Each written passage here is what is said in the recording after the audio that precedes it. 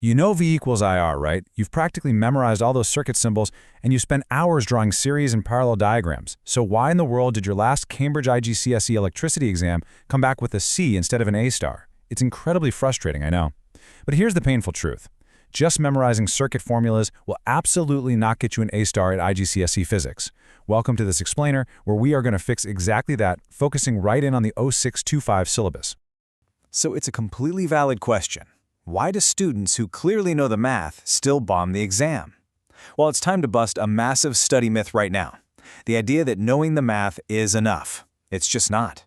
Top grades are consistently lost, not because students don't know what a resistor does, but through really vague explanations and missing units. You're out there doing all the hard mental math, but you're leaving the actual marks on the table because you aren't speaking the examiner's language. I call this the top grade trap. You know the math, but you're failing the method. Ordinary revision fails because, honestly, students just don't write like examiners.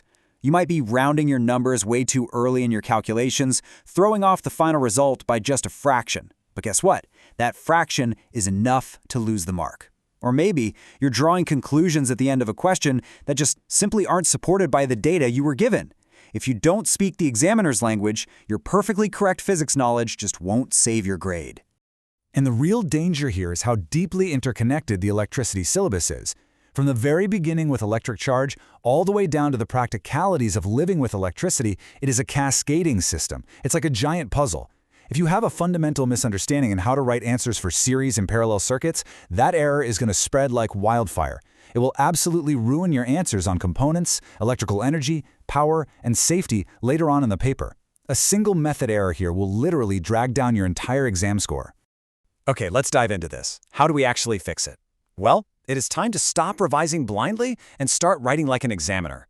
We need to eliminate this grade boundary risk today. We're going to build a system where you are no longer just guessing what the mark scheme wants, but you're actively engineering your answers to match it perfectly, every single time. In a moment, I'll show you the exact examiner phrase that flips a 0-mark answer to full marks. Seriously, it's a game changer. But first, you need the framework that makes that clue obvious. Otherwise, it won't make any sense.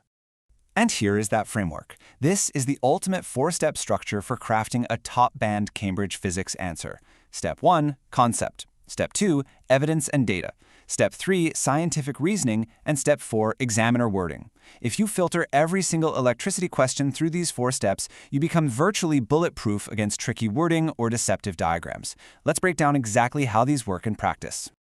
The fascinating and kind of dangerous thing about Step 1, the concept, is that this is where most students actually start and stop. Every answer must anchor itself to a core concept using the correct physics terminology. Are you dealing with the laws of parallel circuits? Are you using the power equation P equals IV? Actually, scratch that. It doesn't matter which rule you're using. You just have to explicitly state the key definition, law, model, method, or equation right at the beginning. You can never assume the examiner knows what you're thinking. Once your concept is securely anchored, you need proof. Step 2 is evidence and data. You can't just write a theoretical essay about how circuits behave in general. You need to actually use the source evidence. This means extracting specific values, reading the exact ammeter or voltmeter numbers given, or pulling clear data points from a graph. You absolutely must show the examiner that you are pulling substituted values directly from the specific circuit diagrams or tables provided in that exact question.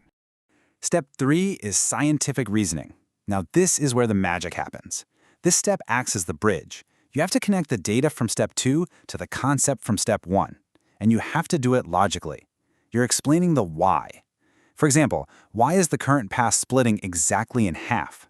Well, it's because the resistance values you just extracted in Step 2 are identical across both branches. You've got to connect the dots for the grader. And finally, Step 4, examiner wording. This final step literally locks in the marks. You must fulfill the exact command word the question uses, whether it's asking you to explain, describe, or evaluate. And you have to use exam-safe phrasing. This directly satisfies what the mark scheme is begging you to write. It shows you haven't just done the math, you've actually answered the specific question asked.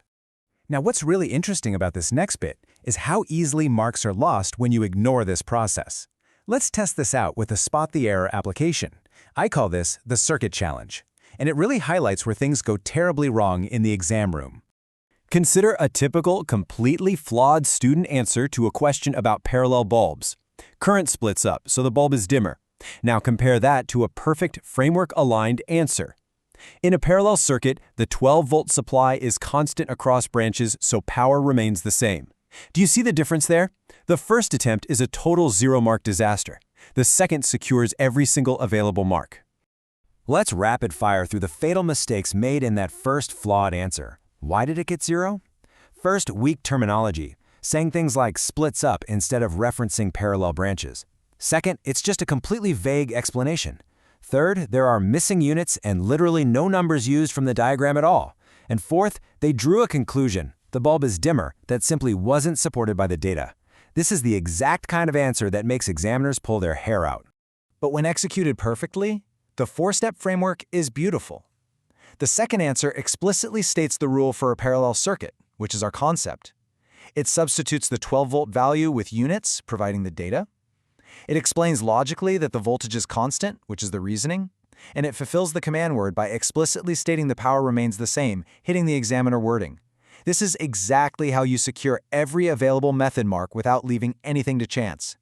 And hey, you don't just have to take my word for it. Examiners themselves explicitly note this in their confidential strategy feedback.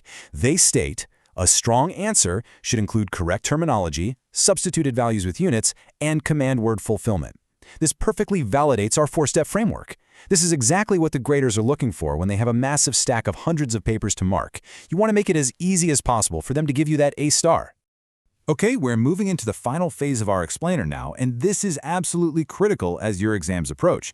Even with the perfect framework, you need your final exam safety checks. Please, do not throw away easy marks right at the finish line just because you are rushing to turn the page and move on to the next section.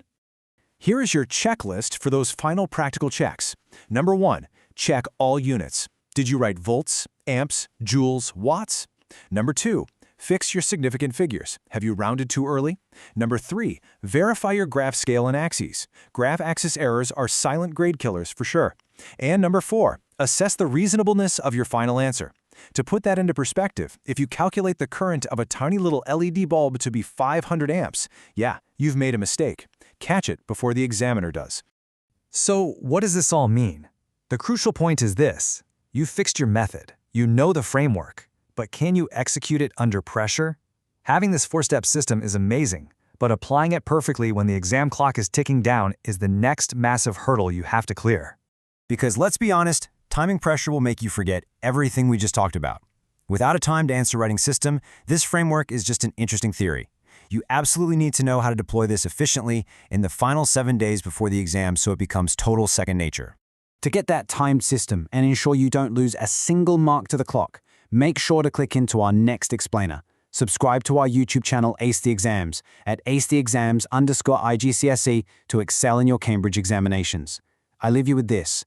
Are you ready to stop losing marks to bad methodology and start writing answers that examiners simply can't help but reward?